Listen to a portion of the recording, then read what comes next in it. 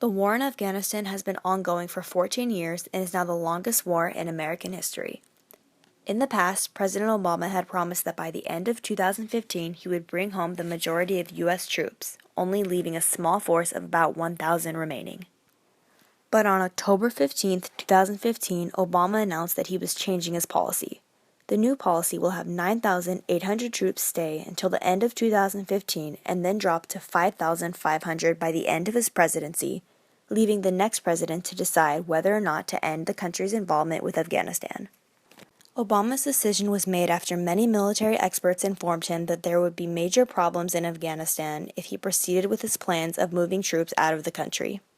There are many reasons as to why we should not end our involvement in the country just yet, one of them being that if we were to leave, Afghanistan would be at risk of yet again becoming the breeding grounds for terrorist organizations, which is exactly what happened when we withdrew ourselves from Iraq in 2011 because the Iraqi army was easily overthrown by terrorists.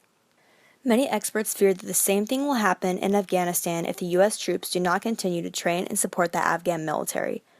As Michael O'Hanlon explained, even though the Afghan military forces are progressing, many recent Taliban attacks and the Taliban's brief claim to the city of Kunduz proves that the Afghan military is not ready to stand alone.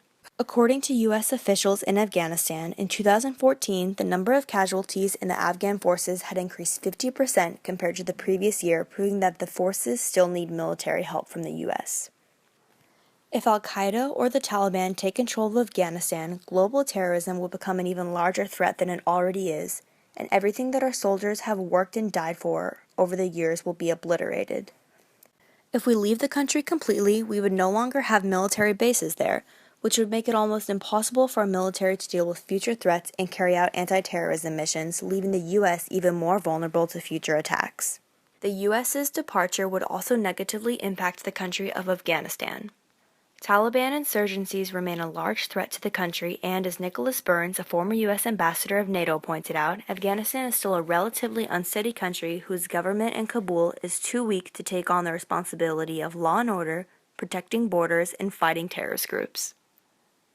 If Afghanistan does not receive help, all the progress that we have made in the country, such as building schools, allowing women to have the ability to take on roles within the government, and giving girls the opportunity to go to school, might be demolished, which would be a huge step backwards for the country.